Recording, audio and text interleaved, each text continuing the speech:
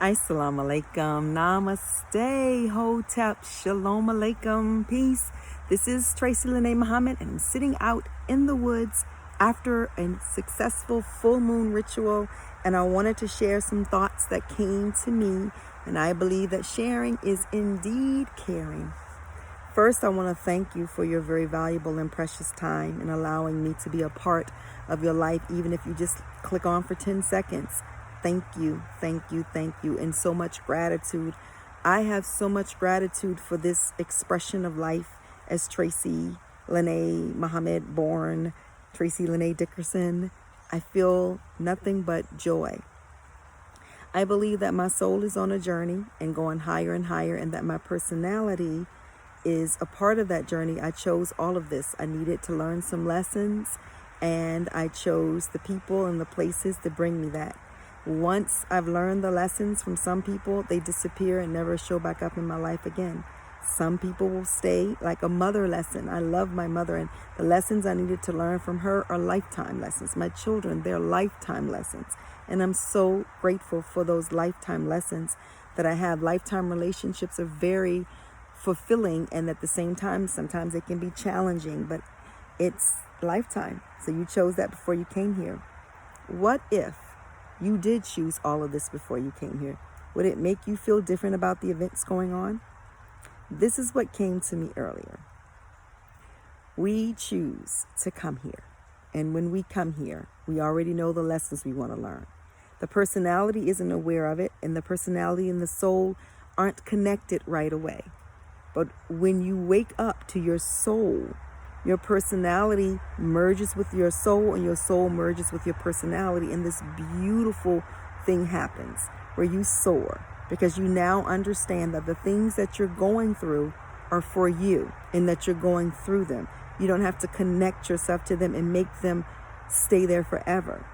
When you recognize that everybody's soul is on a journey, you don't take what happens between the two of you personally. You recognize that's their soul's journey, you're on your soul's journey, and perhaps you needed to learn some things. This is what came to me in reference to how the Bible says that the sins of the parents will be visited into the children, even into the fourth generation. I don't think, and this is me, through my meditation and study, that was worded properly. One, the English language doesn't translate perfectly from Hebrew or from Arabic, which is what the scriptures had to have been in, because those were the first languages. I believe that my soul is on a journey, and the things that happened in another lifetime will visit me in this lifetime if I didn't learn the lesson. And I can choose to learn the lesson or put it off to another lifetime. That's on a soul level. When you wake up to your soul fully, what I'm saying makes complete sense, even if you don't fully agree with the way I'm saying it, because it may not be resonating that way, but you will say, yeah, my soul is on a journey. Because we know that when you die, the spirit leaves the body. Well, where does it go? The spirit doesn't die. The body just can't hold all that power so long. So it just leaves. And when it leaves, where does it go? I believe it goes back to the big soul that's connected, that just pinched off a little piece called Tracy. I'm just a little pinch of the big soul. The big soul, I prefer, for me, Divine Mother. Some people prefer Allah. Some people prefer Jesus, God, Yeshua, whatever name you prefer. I'm talking about the big thing that created all of this, and that we all come from, and we're in different soul tribes. But I think that those third and fourth generations is just my soul coming back to learn lessons from 4 lifetimes ago up until now. But I also believe that I have the opportunity to break some generational curses in this lifetime if I'm willing to go through the work, willing to be uncomfortable, not to suffer, because suffering is a personal choice to not accept the reality of a thing. When you suffer, you're just being, I don't know the word I'm looking for, but when you suffer, you're not open.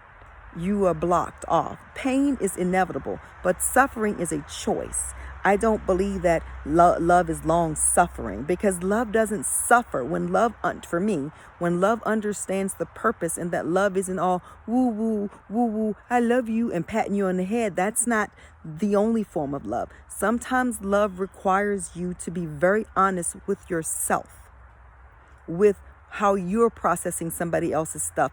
I don't believe that I need to ever tell anybody how to process their life. That's their job to do. I can give them the tools, the same tools that help me.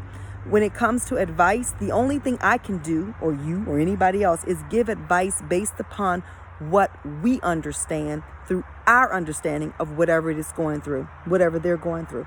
Your advice is always going to be biased because you're giving it, versus tools saying, okay, well, you're going through this. Maybe you want to read the Quran from cover to cover because you're a Muslim, and you'll find the answer in there. Maybe, or you're a Christian. Maybe you want to do your prayers and fast and do what Jesus has told you to do.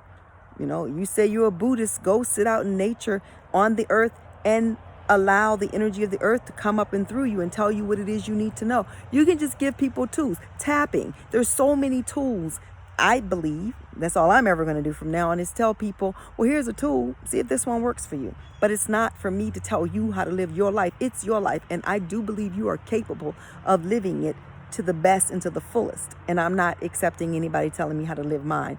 That may come across as arrogant. I don't care. I'm not. Like I said earlier, I would rather fall flat on my face and bust up my nose and my teeth doing it the way I think it is from my soul than letting somebody else tell me something don't really resonate and I do it because they told me to do it because I want to please them. Never again. Being a people pleaser is a waste of life's energy. And I know because I was one. I'm not there anymore. I understand that when I please myself, my soul, when my soul is pleased, the people who are supposed to benefit will benefit. If that rubs somebody the wrong way, I say sayonara, see you later, hope your life is amazing. That's it. Because it's not personal. It just means that maybe our soul tribe has shifted, or perhaps maybe we're just not for each other anymore, whatever relationship it is. And I think that I don't want to use that word think for you. For me, what's helped me wake up and feel absolutely amazing every morning, no matter what's going on, is I know that I'm in control, and that if it's going to get done, I have to be the one to do it, and that nobody is doing anything to me. It's all coming through me, and I have, at any opportunity, I can change that. So by the time you see this video, because I'm not going to do this today, I'm not going to flood you with 5 a day. I'll just parse them out. But I wanted to share with you just how great it is to let go and to release. And I did this full moon energy. I happen to have, my house is situated in the wooded area, so I can just go in my backyard and sit in the woods and kind of get that feeling. If you have that ability to get to some woods, that's the perfect thing. If it's safe, do not just be walking out in the woods and it's not safe. Go to a park maybe, but or to the water, whatever resonates with you. Go there and sit and allow yourself the opportunity, if you haven't already, to get to know you, because you are spectacular. I don't even have to know you to know you're spectacular. I know you are because you got a body. And if you got a body, that means that soul of yours came here for something, and you can live. Try your best to do everything you can to be the best person you can be. That's how we change the world. If each person decided to be the best person that they could be, then the world actually is amazing. That's all I wanted to say. I do love you because I'm learning what love is. And as I learn what love is, I know that I can give it out to everyone and have more to spare. Assalamu alaikum, namaste, hotep, shalom alaikum, peace out to Brooklyn and everywhere else.